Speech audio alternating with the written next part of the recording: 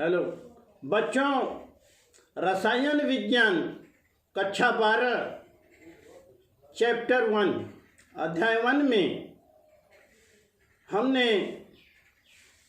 ठोसों के बारे में पढ़ा।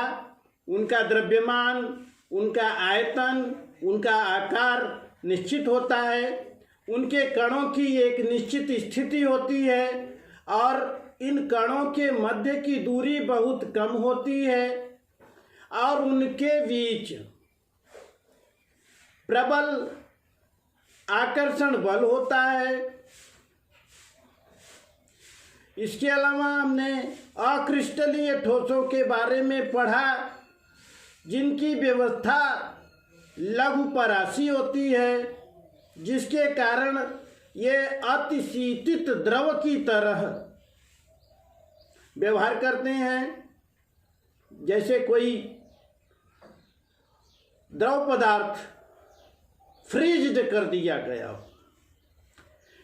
इनका गलनांक सुस्पष्ट नहीं होता है और ये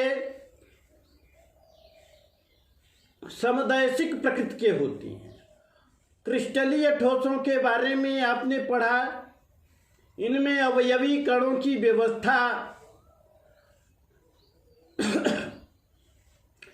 दीर्घ परासी होती है, इनका गलनांक स्पष्ट होता है और ये विषम दैशिक प्रकृति की होती है।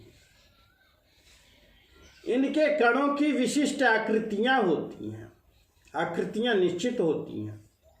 क्रिस्टलीय ठोसों के गुण उनके अवयवी कणों के मध्य अन्योन्य क्रियाओं पर निर्भर करती हैं। इस आधार पर क्रिस्टलीय ठोसों को हमने आणविक ठोस, आयनिक ठोस, धात्विक ठोस और सहसंयोजक ठोस अथवा नेटवर्क ठोस 4 भागों में विभाजित किया और ये सभी आपस में अलग अलग गुण दर्शाते हैं। क्रिस्टलीय ठोसों में अवयव कण एक सिस्टमेटिक ढंग से व्यवस्थित होती हैं, जो पूरे क्रिस्टल में विस्तारित होती हैं। इस व्यवस्था को क्रिस्टल जालक कहा जाता है। प्रत्येक जालक बिंदु, जालक में जालक बिंदु होता है जो उस दिक् स्थान में एक कण की स्थिति बताता है। कुल मिलाकर हम कहें कि विभिन्न प्रकार के कुल 14 जालक संभव हैं, जिन्हें ब्रेवे जालक कहते हैं। जालक का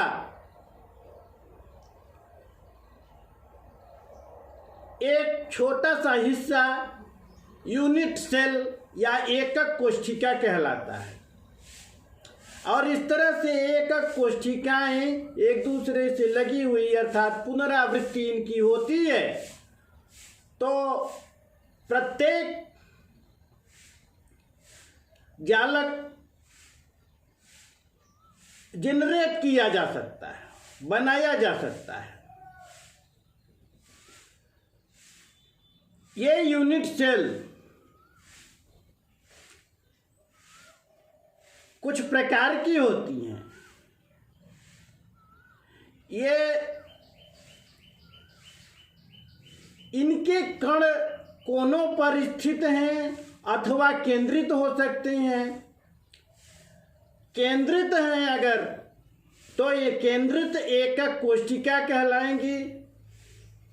केंद्रित एकक कोशिकाओं में अतिरिक्त कण उनके अंतः केंद्र तथा प्रत्येक फलक के केंद्र पर अथवा 2 विपरीत फलकों के केंद्रों पर होते हैं। अब एकक कोशिकाओं के अतिरिक्त कण अगर उनके अंतः केंद्र में होते हैं तो इसे अंतः केंद्रित कहते हैं, और फलक के केंद्र पर होते हैं तो उन्हें फलक केंद्रित कहते हैं, और विपरीत फलकों के केंद्रों पर होते हैं तो उन्हें अंत्य केंद्रित कहते हैं। प्रत्येक फलक के इन व्यवस्थाओं के आधार पर ये यूनिट सेल 7 प्रकार की होती हैं। एकक कोशिकाएं 7 प्रकार की होती हैं और केंद्रित एकक कोशिकाओं को मिलाकर कुल 14 प्रकार की एकक कोशिकाएं हो जाती हैं, जिनके परिणाम स्वरूप कुल 14 ब्रेवे जालक बनते हैं। कणों के निविड़ संकुलन के परिणाम स्वरूप 2 उच्च जालक क्षमता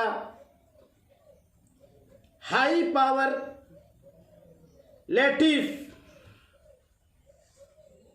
खटकोणीय निविड़ संकुलित और घनीय निविड़ संकुलित।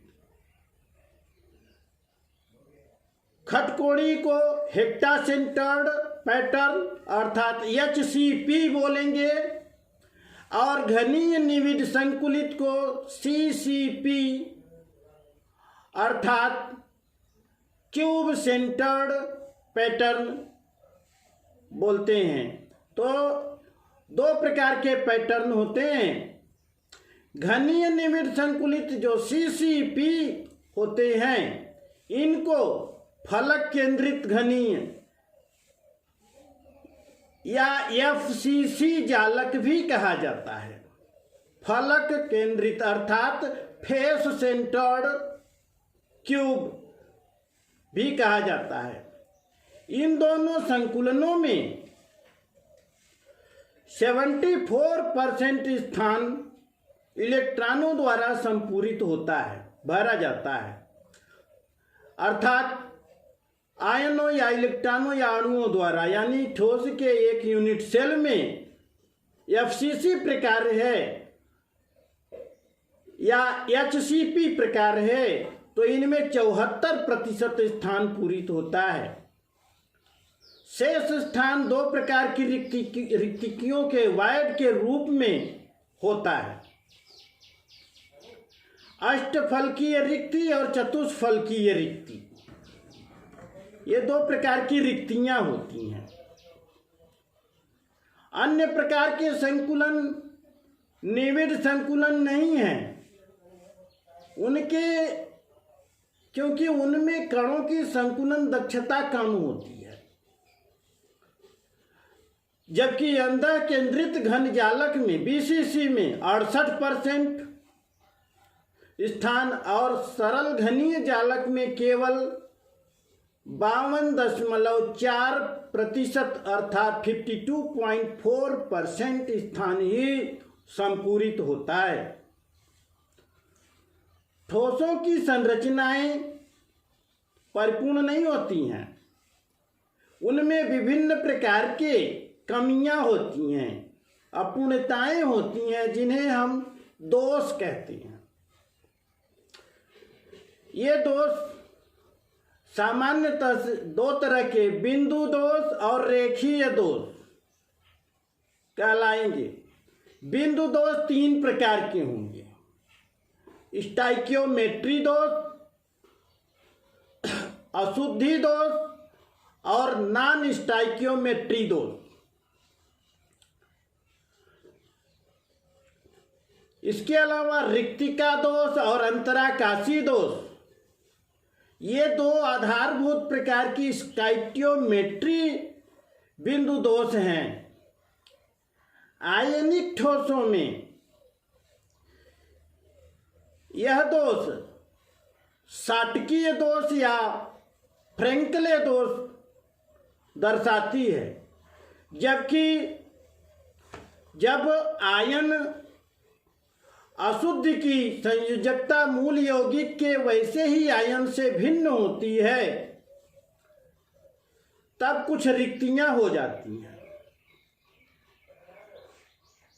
नॉन स्टाइकियोमेट्री दोष भी 2 प्रकार से धातु आधिक्य और धातु न्यून प्रकार के होते हैं।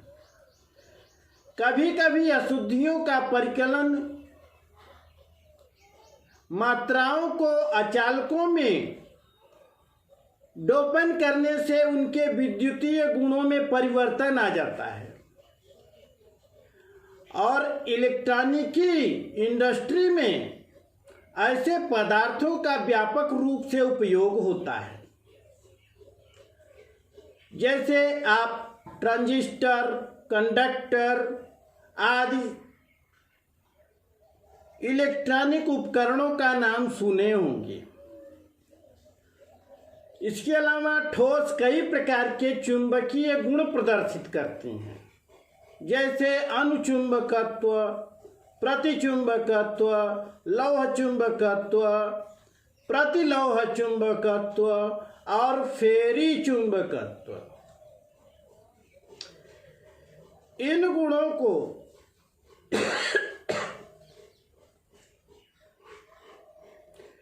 गुणों को श्रव्य, दृश्य श्रव्य और अन्य अभिलेखी यंत्रों में उपयोग किया जाता है। जैसे रेडियो है, दूरदर्शन है अथवा माइक्रोफोन है, तरह तरह के ध्वनि विस्तारक यंत्र हैं। इन्हीं गुणों के कारण ये कार्य करते हैं, निर्मित होते हैं और इन सभी गुणों को उनके इलेक्ट्रॉनिक विन्यास और संरचनाओं से सहसंबंधित किया जा सकता है। इस प्रकार ठोसों के विभिन्न गुण, उनकी बनावट, संरचना और उनके अंदर परमाणुओं की व्यवस्था को हमने इस अध्याय में समझा। धन्यवाद।